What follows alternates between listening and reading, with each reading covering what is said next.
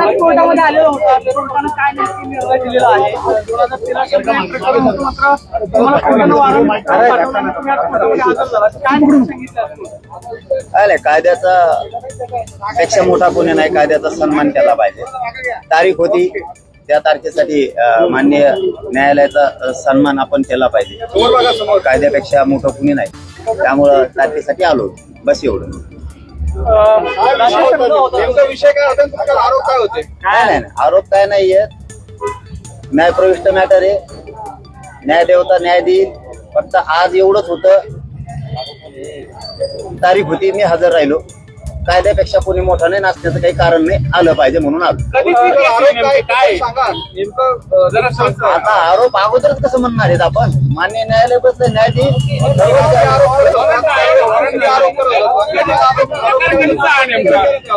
हे बघा, न्यायप्रविष्ट मॅटर असल्याच्या नंतर आपण त्याच्यात बोलायचं नसतं, असं त्यावेळेस ते काही सिद्धच नाही। विनाकारण आरोप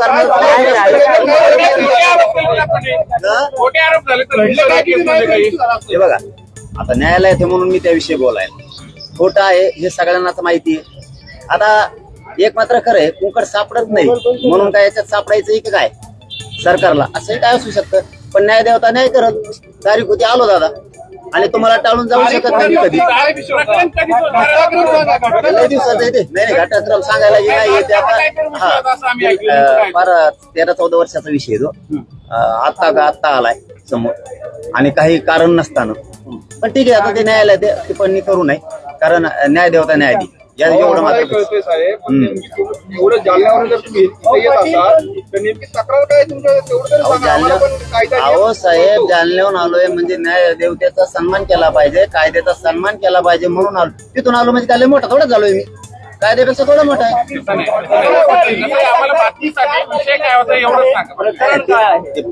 पूर्वीच नाटकातच येतो विषय, परंतु न्यायदेवता आता न्याय करेल तिथं, त्यामुळे ते आता आरोप नाहीये, फक्त त्या दोघांनी म्हणून तुम्हाला बोलवलं असं काहीतरी। अगदी बरोबर, पण ते आता तारीख होती, मी आलोय त्याच्यावर आता मध्ये असल्यामुळे आता मला मी काही बोलत नाही। न्यायामध्ये खरं करत न्याय करत आहे। मराठा समाजाच्या योजनांसाठी राज्य सरकारनं 26 कोटी रुपये मंजूर केलेत। विरोधकांकडून टीका होती की ते शासकीय योजनांसाठी मंजूर केलेले 26 कोटी जर मराठा समाजासाठी वापरले असते तर फायदा झाला असता। तुम्हाला काय वाटतं, ज्या शासकीय योजनांसाठी 26 कोटी रुपये जे शासनाने मंजूर केले, त्याचा फायदा होईल मराठा समाजाला? आतापर्यंत झाला नाही, इथून पुढे पण नाही होणार। त्यांना त्यांची बाजू दाखवायची, समाजाची नाराजीची लाट मराठ्यात पसरली, आणि दलित बांधवात पण, मुस्लिम बांधवात पण, बाराबोलीदारांमध्ये जी लाट पसरली, ती लाट थंड करायसाठी काहीतरी बहाणा बनवायचा म्हणून कुठंतरी जाहिराती द्यायच्या। पण हे कुठाने करण्यापेक्षा मराठ्यांचं हक्काचं आरक्षण आहे, मराठा आणि कुणबी एकच हे सिद्ध झाले, देऊन टाका ना। बीड मध्ये प्रचंड जातीवादाचं तुम्ही बघितलंय, तुम्ही स्वतः आवाहन केलं होतं, परत एकदा काय आवाहन कराल दोन्ही समाजाला, कारण विनाकारण वातावरण खराब होतं? आता थंड झालंय, परंतु दोन्ही समाजाला आव्हान आहे की आपण शांत राहा, कारण आपल्याला कायदा सुव्यवस्था बिघडू द्यायची नाहीये।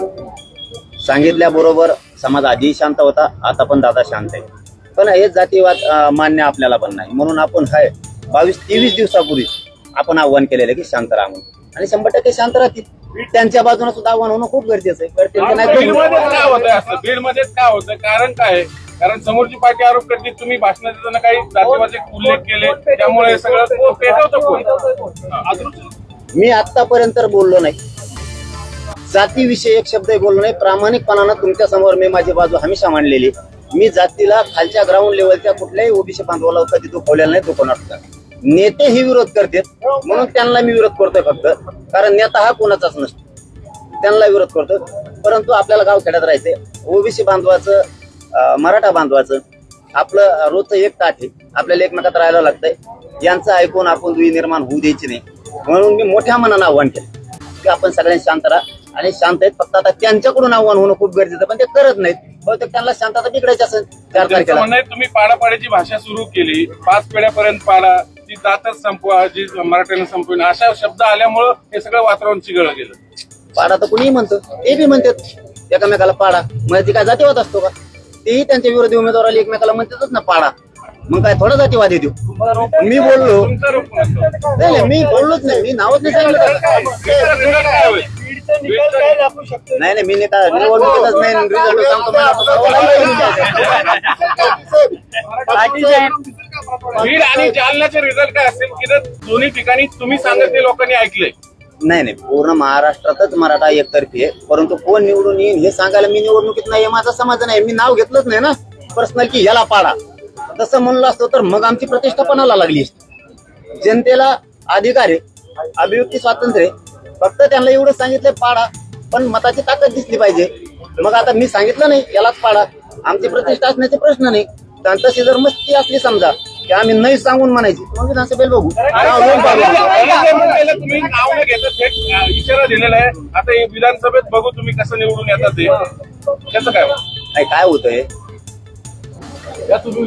ते पालकत्व त्यांच्याकडे, पालकमंत्री ते शांतता राहिली पाहिजे ही त्यांची जबाबदारी. परंतु त्यांनी सांगितलंच पाहिजे ना, त्यांनी सांगितलं पाहिजे की शांततेचा आवाज ते सांगत नाहीयेत. वैयक्तिक टिप्पणी आपण केली नाही.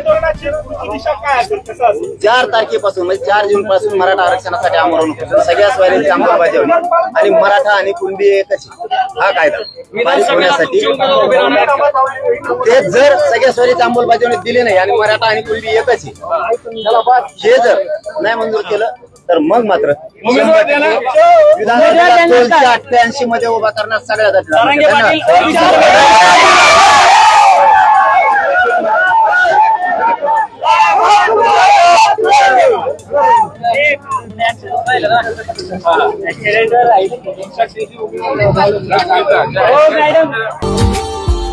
Subscribe now and press the bell icon.